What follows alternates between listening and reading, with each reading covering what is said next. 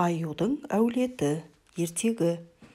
Аю мен қоян тоғай ішінде келе жатып, бір шағын өзенге тап болды. Қараса, суға төніп тұрған бұта үстінде шүйкедей ғана ұзын тұмсық балықшы құс отыр екен. Су бетінен көз алмайды. Балықшы терең суға сүңгіп кетеді. Ол түскен жерде дөңгелек иірім ғана қалады. Бір минут өтпей-ақ әлгі бұтаға қайта келіп қонады. Тұмсығымен тістенген шынашақтай ғана балығы бар. Бәле, деп мұны көрген қоңыр аю мәз-мейрам болады. Әркім әлінше әрекет етеді-ау. Нағыз балықшы кім екенін білгің келсе, мен айтып берейін достым. Ол мына менің бауырым ақ аю. Өзі сонау қияндағы солтүстік мұзды мұхитта тіршілік етеді. Суға бір сүңгісе болды, түскі асына зіңгіттей дельфин немесе итбалық алып шығады. Бұл әңгімеге қоян таң-тамаша болды да қалды. Біраздан соң төбелерінен ағаш бұтағының бырт-бырт сынған дыбысын естіді. Жоғары қарап еді, бұтадан бұтаға секіріп жүрген сусарды көздері шалды. Ол ытқып-ытқып барып, ұясына кіріп кетеді. Мұны көрген қоян, сусар тіршілігіне қызығамын да тұрамын, шіркіннің ұясын айтсаңшы, әрі қауіпсіз биікте, деді. Бірақ бұл ойын қоштар Қорбаңбай аю жоқ. Сусардың үйі де сөз болып па тәйірі? Өзі тар, ауасы қапырық, әрі ол өзінікі де емес. Тоқылдақ байғұсты жылы орнынан қуып шығып, үйіне еніп алған. Сен менің бауырым қара аюдың үйін көрсең еді.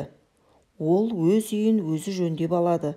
Әбден көнерген жуан ағашты тауып алады да кеуектене бастаған қуысына енеді. Оны кеулеп кеңіте береді. Сөйтіп өзіне қолайлы апан жасап алады. Кең, жылы, әрі құрғақ, қақаған аязды қысты аспанда алаңсыз ұйқымен өткізеді. Қорбаңбайдың бұл әңгімесі қоянға қатты ұнады. Тыңдай берер еді. Әттең, кенет алдарынан қалың қоға ішінен балапандарын ертіп бір мекиен құр шыға келді. Ол балапандарын илеуге алып келіп, құмырсқаның құртымдай жұмыртқаларымен тамақтандыра бастады. Кәсіптеріңе болайын, кішкентай ғана жұмыртқаларды теріп, тімтініп, әлекке түсіп жүргендерін қарашы. Үндістанның ит тұмсығы өтпес қалың орманында да менің үшінші ағайыным сүйір ерінді аю тіршілік етеді. Құмырсқа ауласа солар ауласын. Ерні шүйіріп, демін ішіне тартса болды, оның аузы жүздеген құмырсқаға бірден толады. Ол пісіп тұрған жабайы жүзім мен банандарды да сондай тәсілмен қылғытады.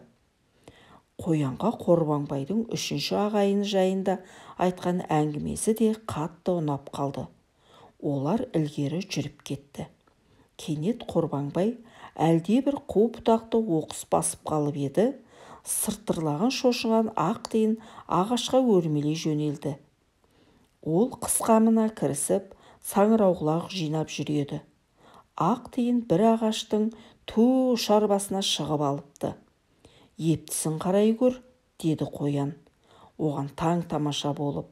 Сөзіңнің жөні бар, деді Қорбаңбай аспай-саспай.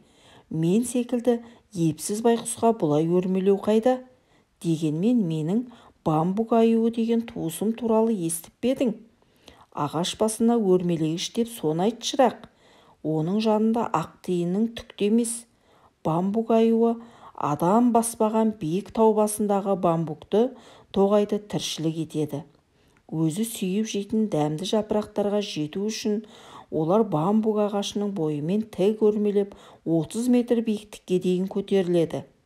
Бамбук ағашының діңі шыбын тайып жығылардай жып-жылтыр келмей ме? Біздің туысқа бұл да бұйым емес. Қоян Қорбаңбайдың мұндай туыс жұрағаттары бар екенін білмеген екен. Егер қоңыр аю аяқ астынан тәтті жидектің жұпар иісін сезіп қалып жүгіре жөнелмесе, әңгіме әрі қарай жалғаса берер ме еді қалай?